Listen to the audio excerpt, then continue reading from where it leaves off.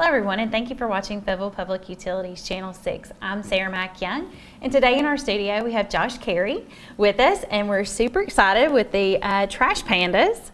And a lot of folks at home may not know what the trash pandas are. I don't know how they don't, but they might not. But so I'm gonna let Josh tell you a little bit more about the team, and it's a baseball team here that's very local to us. It may not be in Tennessee, but it's right across the line, and folks have the opportunity to go check them out. Right. Well, we're the newest team for the Southern League in the Tennessee Valley.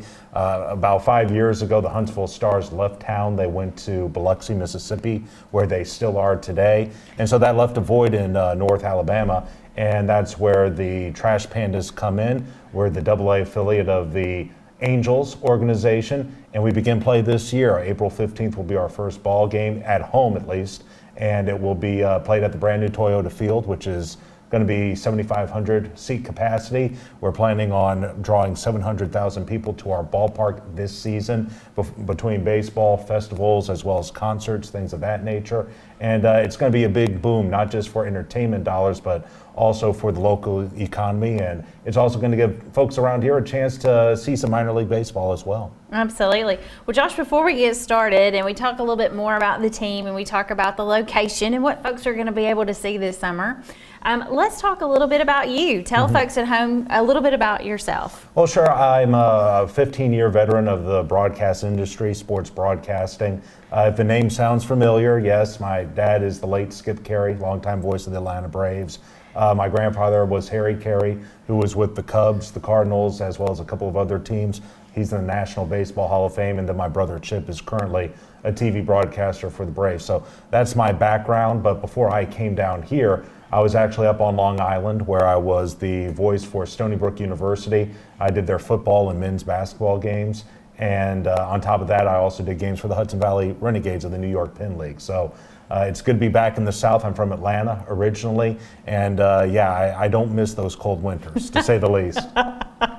Absolutely. So let's talk about broadcasting. How did you decide to get into broadcasting? Well, I grew up in it, obviously, and I grew up at a very unique time because my grandfather, like I said, was with the Cubs on WGN, so he was on national TV just about every day doing afternoon games, and then my dad was on TBS every night doing national broadcasts as well. I got to be there when the Braves were in their heyday with Glavine, Maddox, Smoltz, guys like that, and of course they were going to the World Series, and so it was natural to grow up a big sports fan, and since I wasn't much of an athlete, I figured broadcasting would be a good avenue for me. At first I wasn't quite sure coming out of college if I wanted to do that because the shadow cast by my family was so large, but then I finally got an opportunity to do some minor league baseball a couple years later, and I just fell in love with it. So like a lot of us, broadcasting is a very transient industry. I've bounced around a little bit, spent most of my career in the South, but after doing some time in news and then up in New York, now I'm back down here and happy to be doing baseball again. All right. Well, folks can get excited. Speaking of the broadcast, maybe if they're not able to attend the games, are the games going to be broadcast for folks? Yep, all 140. They'll all be on WUMP for you radio folks out there, which is in Huntsville, I believe it's 103.9 FM as well as 7:30 AM. If you want to actually see the games, they will all be streamed on MILB.com. The broadcast you'll hear will be whoever the home team is. So if the Trash Pandas are at home, you'll hear me. If they're on the road, you'll hear the broadcast from the home team of the opposition. And then on top of all that, we'll be streaming all the games audio only as well, and you can catch my voice for all of those as well. So yeah, you can watch or listen to all 140, and we have that with Cumulus Radio for the next 3 years. All right, so that's exciting. Even if you can't make it to the games, you can listen to the games, and you'll feel like you're a part of the game as well. That's something that's really cool. So let's talk a little bit about how you became a part of the Trash Pandas organization and how it came around. Well, I was up in New York, and I felt I had kind of reached my plateau there. I mean, I loved Long Island, I really did, and I enjoyed Stony Brook, great people. But I was a Southern boy at heart, and so I wanted to get back down here, and I was looking at some opportunities, and I reached out to Ralph one day, Ralph Nelson, our CEO and part owner for the Trash Pandas. I reached out to him because I was looking to get back down here, And, you know, at first it was just kind of a wait and see. I knew about the Trash Pandas. I had read all the news coverage and all the clippings and things like that. I knew they had something really special. But I reached out to him, and fortunately, Ralph has a background in Major League Baseball. He was the assistant general manager for the San Francisco Giants for about 15 years, and then he went to the Arizona Diamondbacks for 5 more. He worked in the commissioner's office for 5 years.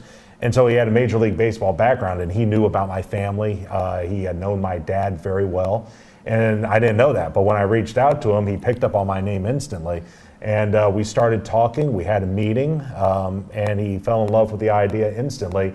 And so I think it was last May that he offered me the job, and I accepted. So absolutely. So that's how you came to get here. That's really cool. Yeah. Let's talk about this stadium and when the build began, because this is something that's going on for a while. And something else that's really cool is the name and the mascot were chosen by the people. Right. Well, ground was broken in June of 2018, and it's amazing when you think about it how far it's come in that span of time. They actually told us they could have had the stadium ready for last season, but Ralph really wanted to make sure that this was done right. So we took an extra year down in Mobile where the Trash Pandas were last season, and made sure that this was done the way it needs to be done.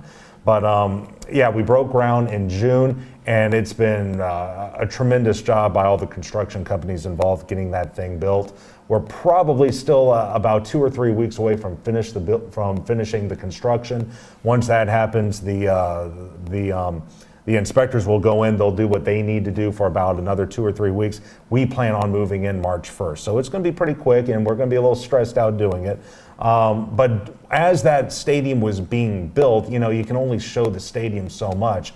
And so Ralph made it a point to get the people involved. And one of the ways to get folks around here involved was by allowing them to have a say in the name of the team. And you know, it went through 2 rounds of voting, and the first round was really people just submitting names, and they came down to a list of about 10 finalists, and that led to the second round of voting. I remember some of the other names were Thunder Sticks, we had, or the Thunder Sharks, I'm sorry.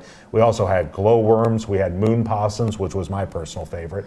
But Trash Pandas was on the list, and frankly, it wasn't very close. It won by an overwhelming number. And so I think it was in October of 2018, we revealed the name, and that thing just took off because people just love the name Trash Pandas.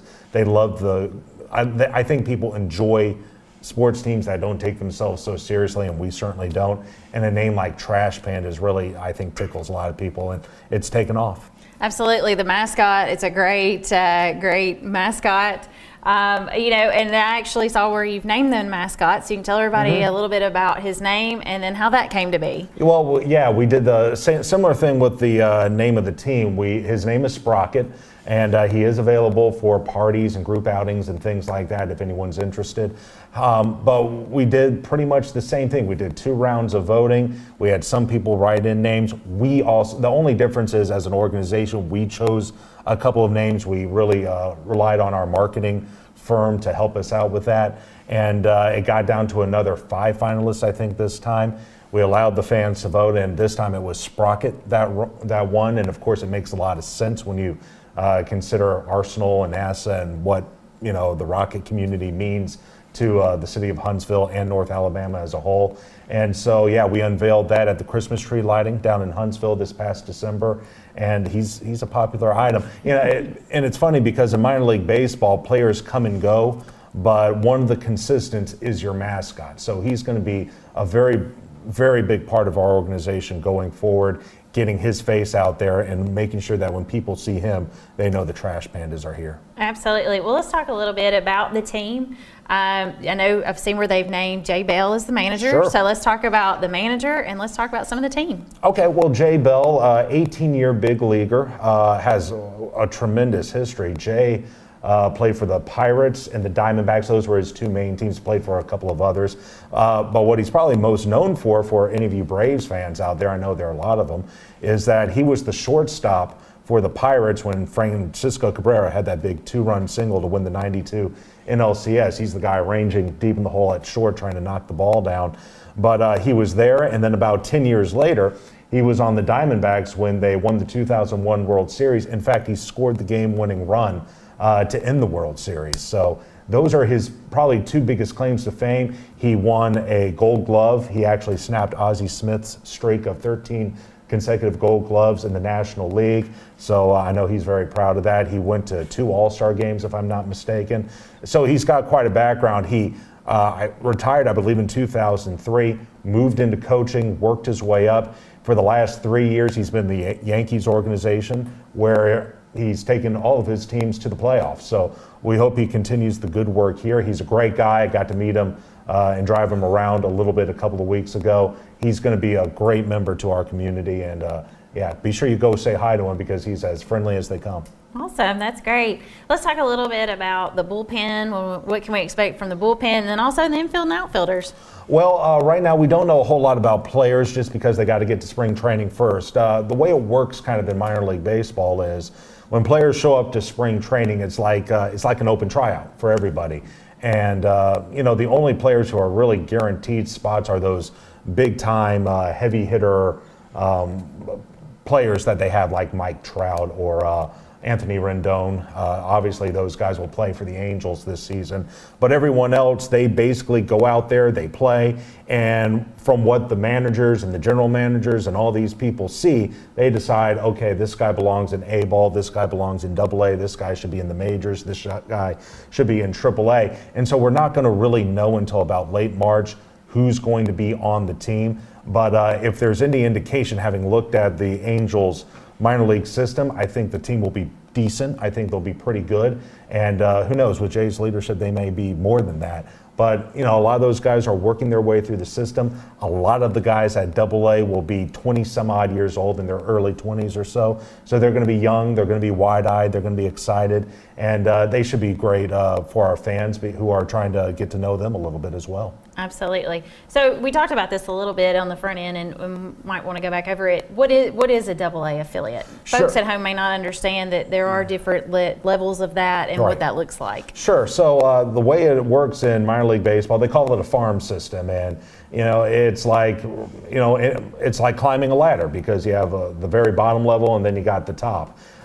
So at the very bottom, you have what they would call rookie league teams, and the Angels, they have a couple of those. They have a Arizona League team out in Scottsdale, then they have a rookie league team in Utah, and those are what we call short season affiliates. They only play about 65, 70 games. After they move up from there, and that's usually reserved for 18, 19-year-old players. Once they move up, they start playing full season ball in Iowa, Burlington to be exact. From there, they move to what they call High A, which is in California.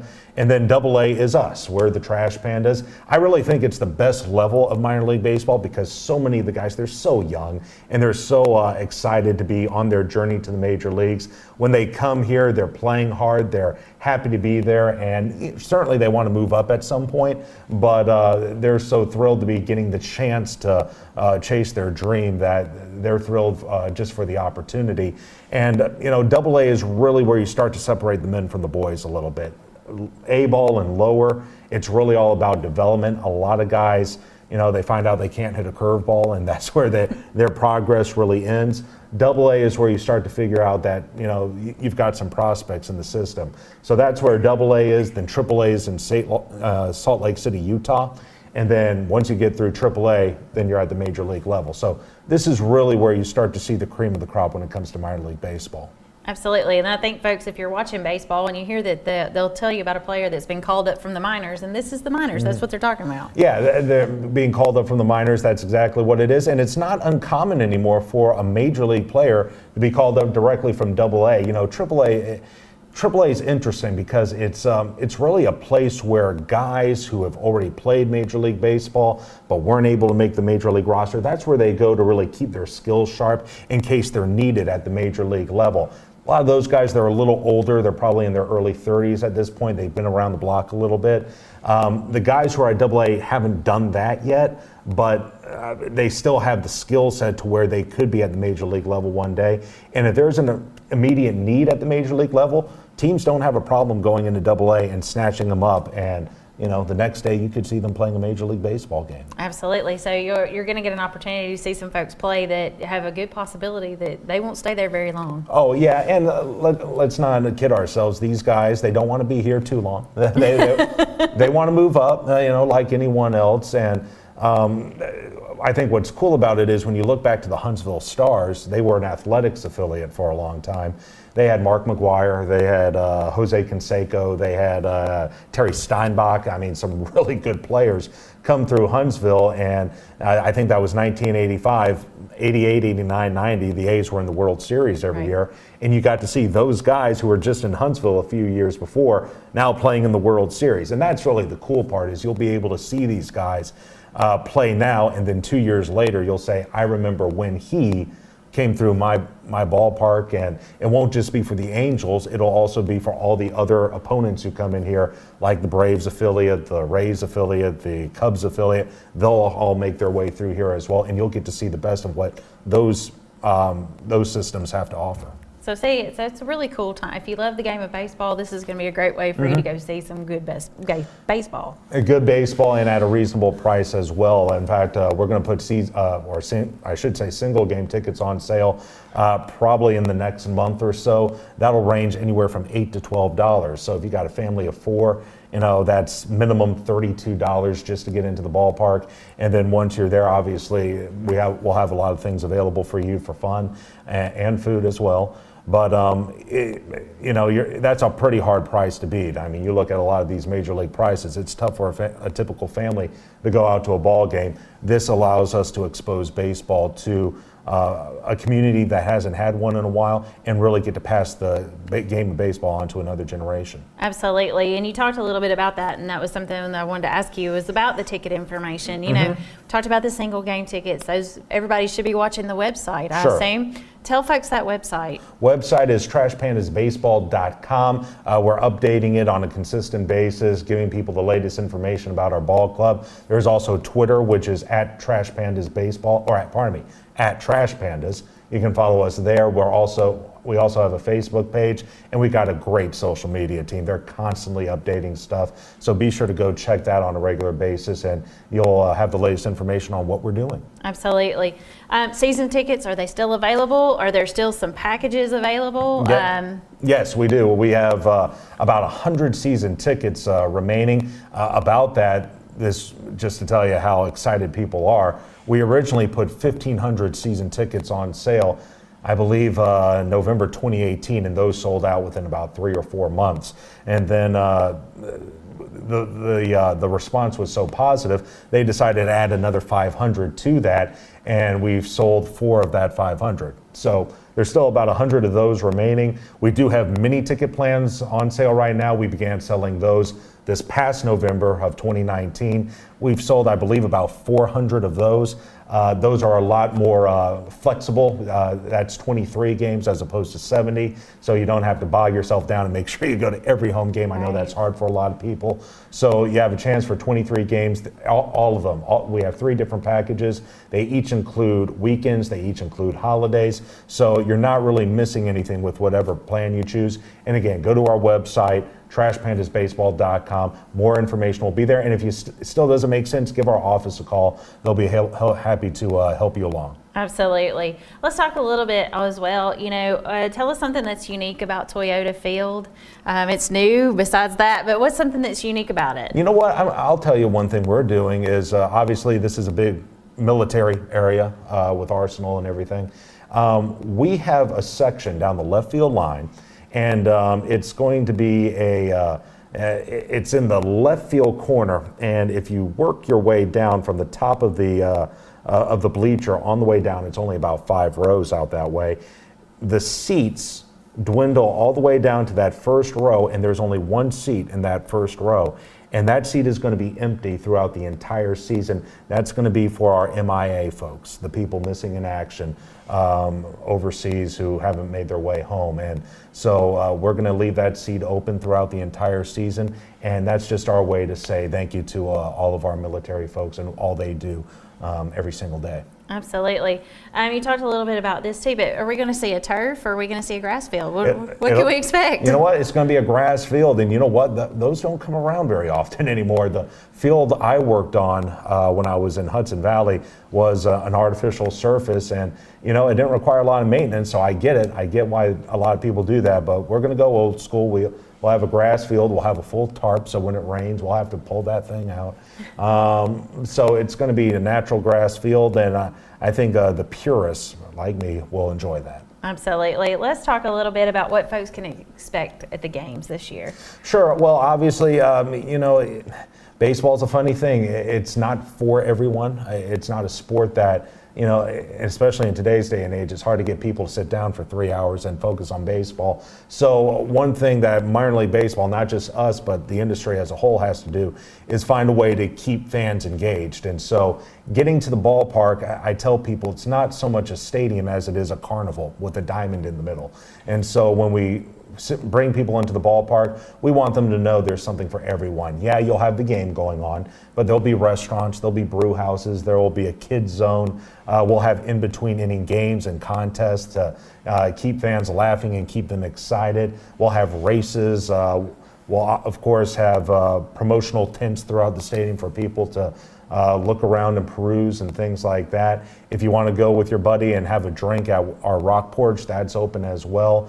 And then we also have group and suite seating available for our local companies who are trying to impress the boss or trying to recruit someone or just want to take their employees out for a good time. Those are always available as well. So like I tell people, when you come into our ballpark, even if you're not a big baseball fan, there's going to be something for you to do. And it's really going to be a place not just to see, but to also be seen. So we have a lot working for us and we're excited about it. All right. And then also kind of around the stadium, there's going to be some attractions and activities going on. So can you talk a little bit about that as well? Sure. So the bigger picture is Town Madison, which is, we talk about what the baseball stadium is going to do for the local economy. It's going to extend beyond that. Town Madison is going to be a development that it's still being built. It's going to take about another 2 to 3 years before it's fully completed. But just beyond the center field wall, we'll have Margaritaville. I know a lot of people are excited about that. That'll probably be built in year 2. We'll have, again, restaurants, retail outlets, brew houses. We're going to have high rises and condos in the area as well. There's going to be another section off to our right, which will have a Little League field as well. And so it's going to be a place that's going to generate money into the economy year round. And that's a very, very big deal because, we don't want people to think that the stadium is going to be open for 5 months and that's it. We're going to be open year round between festivals and concerts and also other events during the holiday season. But then there's also all the other stuff going on around the stadium. That's going to be just like, Bridge Street. It's going to have places to go to throughout the year, and it's going to be something for people to go throughout the year when they're looking to do something. Absolutely.